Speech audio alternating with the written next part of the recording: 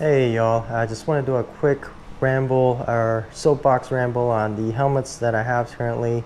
If you guys are in the market, hopefully some of these feedback help, but I've only ridden the bike to about, I'd say 700 miles on it. So 700 miles between all four of these, so it's pretty recent, but I think I had a good enough time on each of them to give some input on. So yeah, let's just get it started. If you're in the market for some Simpsons, the RF-14 or the Scorpion rebranded Harley, it's called the Gargoyle X07. This is not a full face helmet, it's just a little piece of plastic that's detachable, but it provides pretty great airflow through inside, and it looks really cool. So that's actually why I got it. But turns out it's actually the worst when it comes to wind baffles. So it'll rattle real bad when you get up to, I'd say 80 or higher. So that's what made me go on a shopping spree to find what helmet I like. First, before I even got that, I got the 6-inch Clockworks windshield, thinking that maybe that'll help with the wind baffle, but for some reason it did not. So I was thinking maybe it's just the helmet lip right here that's causing the wind to be turbulent like that. So that's actually when I looked into the Ghost Rider and the Outlaw Bandit. So Outlaw Bandit, again, it's not that good. This one rattles a lot. This one kind of rattles. So for long trips over an hour or so, you do get tired of that. You do get tired of the rattling. That just starts maybe around 80 miles or something, 80 plus miles. You'll start feeling that rattle. So this one, the Ghost Rider and the RF-14 are my long trip helmets.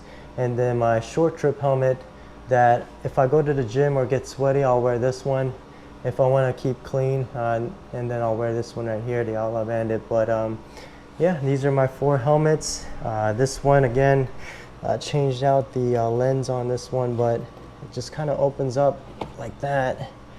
And yeah, so all of these are size large helmets. And yeah, it's nothing much to it really with the liner. It's pretty comfortable. The liner, it is a 3/4 style helmet, so the liner does not extend too far out to wrap your face, which is pretty good if you don't want to get, if you're sweaty, you're going to the gym or something, you want to put something on real quick. This is decent, but it's not going to give you that full face protection. So these would be more ideal, but I guess that's everyone's decision, right? So that's my helmet for the cool factor helmet. Then I got the Ghost Rider. One thing about the Ghost Rider, it looks a little bit bigger than the other helmets. I'm not sure if the camera can pick it up, but we're talking like millimeters, right? Millimeters, a little bit bigger, or it even looks a little bit bigger than the other helmets. And that's kind of why I wanted to position these forward, so you can kind of get a shell comparison. These are all large, and from a large standpoint, you'll notice that, yeah, that Ghost Rider's a little bit bigger. So with that heft, you get actually some sun protection on the back, to be honest. Here in Dallas, it's pretty hot, so when it's high noon and that sun's beating down on your neck, having that little bit of a curve right there does give you a little bit of that sun protection on your neck. But that's off tangent, I guess. But one thing about this is, because of the shape, if you do turn your head, you do feel that the wind hitting the front part right here does put some pressure because of the wind if you tilt your head left or right. So yeah, you do notice that difference, but that helmet does feel pretty light for what it looks like. It's surprisingly light, so I do like the comfort of it. One thing about it is it does have, let me open this up here. It does have this shield here, so I put the clear one on there and the tinted one so I usually ride during the daytime. I try not to ride during crazy times, which would be for me night times or in the morning times. I usually ride only when it's the lowest risk, in my opinion, so daytime. But if I happen to go out far and there's I can always use that one to kind of give me that clear lens view. One thing, I got in an accident about 12 years ago, and this was in California where you can lane split.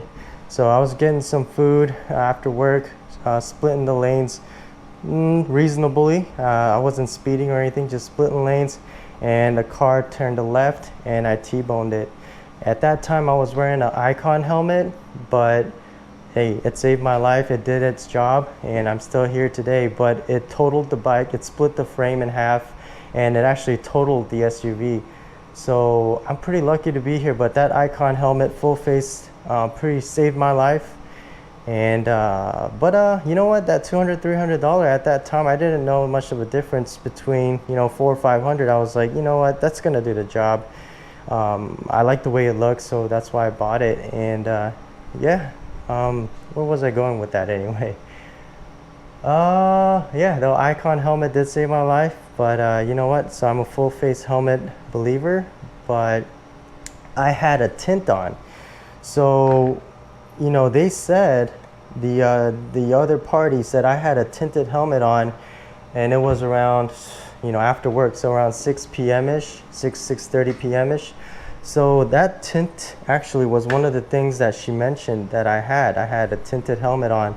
In my perspective, even with the tint during that time of day, I could see everything clear. But from someone who's not riding or might not be used to or experiencing the tint level on a helmet, they might think I'm driving or riding blind, right? Because of how tinted that helmet is. For the rider, you can see, but from from the outside perspective, it's pretty dark. So that's one of the reasons why I don't ride with a tinted helmet anymore. If I do. All right, sorry folks, my camera overheated. It's pretty hot here in Texas. I got the portable AC blowing, and my friend gave me this wood board here to cover it up so I could put the vent. So I thought that was a great idea, but it's still pretty hot. So the GoPro overheated. Hopefully this will do better. I replaced the battery on it. But going back to what I said, yeah, I will not be riding with a tinted helmet anymore. Gone are those days where I ride with a tinted helmet on an Icon, which is still good, but I would not do a tinted helmet like that on a nighttime with liability only insurance. No, those days are gone for me. Now I'll try to stick with full insurance if I can. I'd highly recommend that to anyone who's riding. Accidents are why it's called accidents, right? But going off tangent there, but going back to the helmets here, one thing about this helmet with that clear lens though is this clear lens tends to droop down a little bit even though you have this all the way up. So sometimes I'll have to finick with this and try to kind of reset it, pull it down and pull it back up. And it does stay for a good amount of time. So this one does have a full kind of enclosure, and it's pretty soft compared to compared to this one. When I put this on immediately, I was like, oh, it's different, definitely a different level of helmet. But I really like it. Only thing about it is it's a little bit bulky, but if you're okay with that, and I'm talking millimeters bigger than the other ones, but aesthetically in person you can tell the difference. But if that's okay to you, and you don't mind the shape of it, if you think it's pretty cool, I have no problems with this helmet. It's supposed to have some more vents up here. That it does actually. It has some vents up here. Comes with the chin curtain, and had some vents on the back as well compared to the Outlaw, which does not have any vents. So if you are looking for something with a full future, the Ghost Rider is definitely pretty good. Just know that shape, when you tilt your head, you'll feel it. When you put a GoPro on here, it's a little bit more extended, so you'll feel the weight a little bit more unless you try to tilt the GoPro back or try to find some way to manage the front weight on the GoPro, but otherwise it's not a bad helmet. All of those are small gripes. I could still ride with the GoPro on hour, 2 hours, and I'd be fine. So can't go wrong with the Ghost Rider. It's an awesome helmet. And the next one is my favorite looking helmet. This is the Simpson full face Outlaw Bandit. I think it just looks really good. The tint on this one's more of a gold compared to the amber on the Ghost Rider. It kind of fits, in my opinion, the style that I like. And yeah, it's more of an oval shape. It's rounded off in the back. I'll do a little side comparison later, but yeah, overall it doesn't have any vents in the back, and it just has these full open vents that you have no choice to open or close them. It's just open. And yeah, one thing about this helmet though is with this one, with the Ghost Rider, you can kind of adjust it. You can, keep it a little bit open like that, crack it open, and it has a little bit more of a level of adjustability as opposed to this one. This is the lowest right there, it's closed, right? Then you got the second is going to be that right there. So it's pretty much open or close, and then you can open it one more to make it open it all the way. But the cheek pads, it does come with a second cheek pad that has a different thickness, so you can try out whatever thickness fits you the best. And the enclosure of the cheek, it doesn't wrap as fully as the Ghost Rider, but it's a smaller helmet shell wise. You can tell from the front right here. Yeah, let's see. Yeah, so you can definitely tell, but it looks mean, man. It's got that mean frown on there, but when it goes 80 plus or something like that, this helmet tends to rattle a little bit because of the wind. Not as much as this one. This one is, man, basically unrideable. I don't know what it is. Maybe it's just my height plus this combination, but I'm 5'9" on the Lowrider ST with the 6-inch flare, and I don't know why, but something about it does crazy turbulence for me with this helmet. This one not so much, but you do notice it. So if for long trips, I wouldn't recommend it. If you're my height, you might get that same experience. But yeah, for short trips, definitely not a problem. You do not notice the wind rattling your brain when you're below 80. So this is a pretty nice helmet. As far as noise is concerned on these, that's not a factor for me because I have the earplugs. What are these? So one of the YouTubers actually commented me about this earplugs that has Bluetooth earplugs on. I'll find it and maybe I'll do a video on that later, but those are so great. Man, especially for long rides, when I wear those, it's so comfortable and I can still hear my navigation and my music. So I really like it, and so noise is not really a factor in my decision. But yeah, this is a cool helmet. I'd say the cool factor is probably my first choice of decision as to why I got that one. But yeah, that's it's a nice helmet. I like it. And then this is my go-to helmet for long trips, GoPro shooting, GoPro filming, and anything else. I like this one pretty well. It fits me well, and I could ride it. I could wear it for about 2 hours. Actually, that's probably 2-3 hours, and it doesn't. It's not that bad. It's always going to be a little bit uncomfortable for me, whichever helmet it is. I've always noticed after a while, I feel it in my ears pinching a little bit, but this is still the most comfortable for me. I might try out the Arai. I tried that out in the cycle gear, and that fit me like a glove, to be honest, but it was a bit pricey, and these were pretty popular, and I wanted to try these out. So the RF-14 seemed to be an all-around helmet, and I got it, and it's awesome. It got great vent selections up top, right here, got a pretty nice vent with a swoop also. And yeah, you can crack this one up because I think this is built for, as ideally for a sports touring kind of helmet. So yeah, you can definitely see that kind of aspect in the design. You can crack it open, you can lock it, or you can just kind of open it up. But this one also has a full cheek pad enclosure. And yeah, one thing I like about this is with the Ghost Rider, it does come with that, you know, thing, that little secondary lens. I rarely use that. So if I can save weight, save space by not having that, it's more my, it fits me better. So, because I don't ride during the night as much, or yeah, so I like this helmet. It's pretty good. And it's my go-to helmet, RF-14. So RF-14, Outlaw Bandit, Ghost Bandit, and then, was I saying Ghost Rider all the time? This is called the Ghost Bandit, if I was speaking it wrong the whole time. But, and then the X07 Gargoyle. So we got the helmet. As far as the form factor or the size is concerned, I'd say this is pretty sleek.